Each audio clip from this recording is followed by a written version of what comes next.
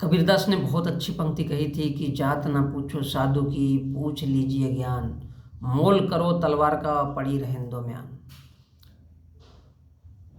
भारत के जनमानस में, भारत की जनता में बिल्कुल किसी भी तरह से कोई सवाल ही उठता नहीं है। लोग यही सोचते हैं, हिंदू सोचता है भैया तेरा धर्म क्या है। अब इस हिंदू के चक्कर में इस देश का अनुसूचित जाति वर्ग का इंसान भी हिंदू बन गया। गौर करिए, नरेंद्र मोदी ने हमेशा 125 करोड़ जनता की चर्चा की और जनता की बात की है। बोले हमारा कदम हर उस भारतीय की तरफ है जो जिसकी जनसंख्या 125 करोड़, अभी 125 करोड़ जनसंख्या में इस देश का आदिवासी भी आता है, इस देश का अनुसूचित जाति वर्ग का इंसान भी आता है और इस देश का ओबीसी भी आता है।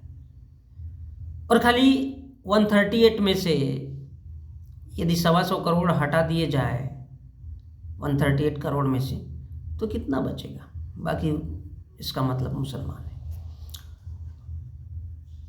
तो इस देश में चाहे हिंदू हो या मुसलमान हो, सिख हो या ईसाई हो, उसके जबान पर है ही नहीं कुछ कि इस देश के युवाओं के लिए जो बेरोजगार है नौकरी चाहिए, इस देश के युवाओं के लिए संसाधन नहीं है, वो गरीबी में जी रहा है, उसके बच्चे के लिए किताबों की व्यवस्था नहीं है, उसको पढ़ने के लिए, उसको आगे बढ़ने के लिए कोई साधन नहीं, उस पर कोई भी विचार नहीं करेगा।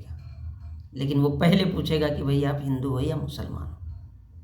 अब इस देश का दलित भी यही चाहता है, इस देश का आदिवासी भी केवल इसी बात से इत्तेफाक रखता है कि हाँ भाई हम हिंदू हैं, क्योंकि उसने भी मान लिया कि अब वो इंसान बना हुआ नहीं रहा है। पता नहीं कौन सी दुनिया में जी रहा है, और कहने के लिए तो हम 21वीं सदी में जी रहे हैं। तो यहाँ पर कबीरदास ने बड़ी अच्छी ये बात कही है कि बात तो तलवार की होनी चाहिए, म्यान में कुछ रखा नहीं है, लेकिन हम हमारे देश में केवल धर्मों की बात कर रहे हैं, हम जातियों की बात कर रहे हैं, हम इस देश के समाज में विभक्त उन फालतू के मुद्दे की बात कर रहे हैं। और वो बात इसलिए हो रही है क्योंकि इस देश की जनता वही चाहती है। अब जनता को बेवकूफ़ बनाया जाएगा तो जनता चाहेगी तो वही भारत का लीडर भी बोलेगा। इसलिए वो नौकरी, बेरोजगारी, भूखमरी, गरीबी, महिला, इन पर कभी भी बातचीत ही नहीं करता है। उसको क्या लेना देना है भाई? लीडर है, पावर है उसके हाथ में। जिसके पास पैसा होता है, जिसके पास पावर होता है, वो गधे को भी घोड़ा बना करके मैदान में पेश कर देता है, कुत्ते को भी शेर बना देता है, और बिल्ली को भी बोलता है कि ये भी शेर है। मानना पड़ेगा आपको। क्यों मानना पड़ेगा? क्योंकि वो पावरफुल है, वो सत्ता में है। अब जहाँ तक बात करते तो भारत की जो राजनीति वो पूरी की पूरी तरह से जातियों पर आकर के खड़ी हो जाती है, क्योंकि यहाँ इंसान कोई है ही नहीं इस देश में। वो ये नहीं सोचता कि अगर मुसलमान का बेटा बेरोजगार है तो इस देश के हिंदू के बेटे को उसके लिए आवाज़ उठानी चाहिए, अगर हिंदू का बेटा बेरोजगार है तो मुसलमान के बेटे ने आवाज़। उसको बस इतना ही लगता है, यार मैं भला और मेरा धर्म भला। लेकिन मुसलमान किसके लिए लड़ता है? धर्म के लिए।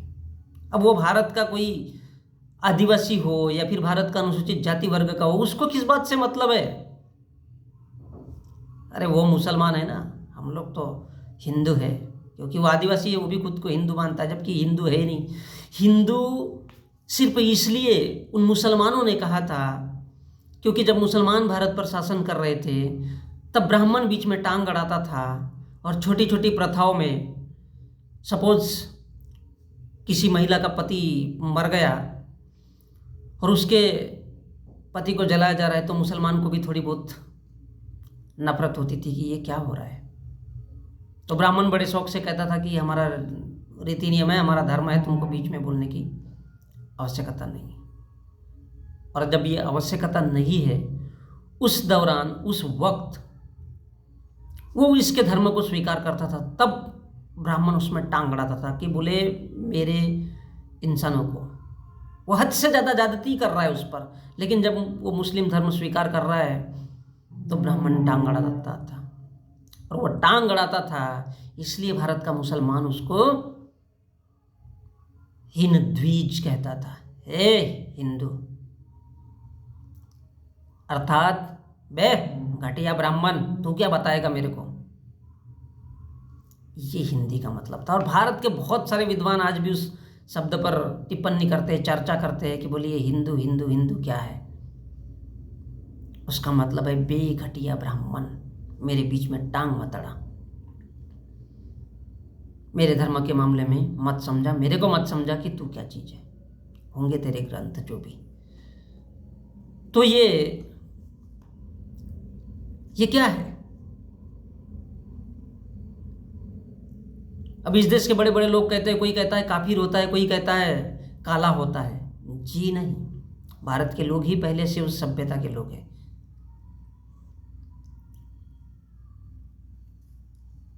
इसलिए कबीरदास ने कहा है कि ज्ञान पूछो उसके, जाति से तुम लोगों को कोई लेना देना नहीं। लेकिन भारत की जो पूरी की पूरी राजनीति है, अब किसी कुर्मी पर अगर अत्याचार हो रहा है इस देश में, तो उसको लगता है यार मेरा अकेले का काम थोड़ी है इस देश की में आरक्षण के लिए लड़ना, ये और किसका काम है, तेली का। और साला तेली तो मेरे साथ में आता ही नहीं। कुर्मी सोचता है कि तेली तो मेरे साथ आता ही नहीं है।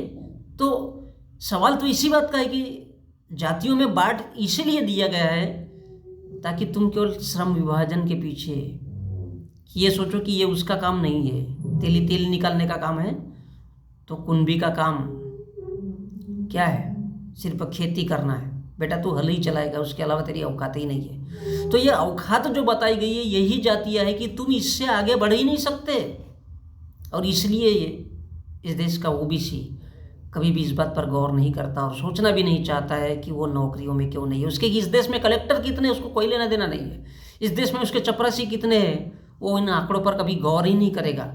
वो इसलिए गौर नहीं करना चाहता क्योंकि उसको लेना देना नहीं। वो जातियों में विभक्त है, उसको कभी पता ही नहीं चलेगा वो इंसान है भी या नहीं है। बस उसको चने के झाड़ पे चढ़ा दिया कि हाँ बेटा तू भी छतरी है, छोटा छतरी है। अगर ठाकुर इस देश का बड़ा छतरी है तो तू छोटा छतरी है, ले छतरी लेकर के घूम ले। तो ये क्या है। इसके पहले बुद्ध ने ये सारी बातों का सार एक साथ कह दिया है। उस समय में जातियां नहीं थी, लेकिन आज जातियां है। और ये जातियां आज से नहीं है, बुद्ध का शासन जैसे ही समाप्त होता है वृत्रत की हत्या के बाद, तब से भारत में जातियों के बीज बोने लगे। ऐसा नहीं है, भारत में सम्राट हर्षवर्धन, सम्राट कनिष्क और मिनेंडर ने भी शासन किया, यानी मिलिंद ने भी शासन किया पंजाब में। तो इसका मतलब ये नहीं है कि भारत में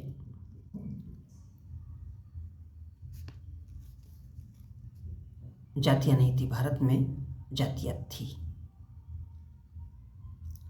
लेकिन ये पूरी तरह से ब्राह्मणों का ब्रह्मजाल था और उसी ब्रह्मजाल को रचने के लिए उन्होंने न जाने किस किस तरह से अपने ग्रंथों का निर्माण किया।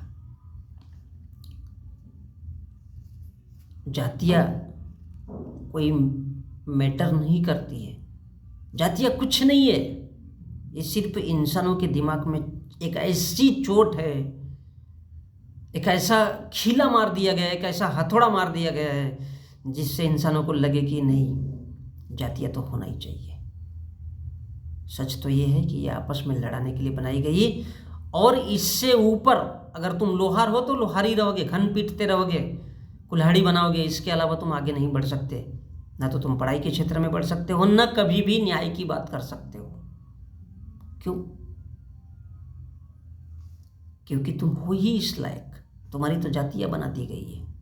और इसलिए भारत का ओबीसी, एससी, एसटी या फिर इस देश के माइनॉरिटीज लोगों को आज इतना ज़्यादा गुमराह कर दिया गया है, उनको धर्म में इतना तल्लीन कर दिया गया है, लीन कर दिया गया है कि उनको समझ में नहीं आता है कि भारत की राजनीति किस ओर जा रही है और भारत के राजनेता चाहते क्या है। वो इस देश पर सिर्फ कब्जा करना चाहते, वो सिर्फ इस देश पर कब्जा करना चाहते, उस देश को हिंदू बनाना चाहते, ताकि कभी भी कोई भूला करके भी जाति को तोड़ने, हटाने या मरोड़ने मोड़ने का काम नहीं कर सके। ये भारत की राजनीति है, ये भारत की राजनीति है।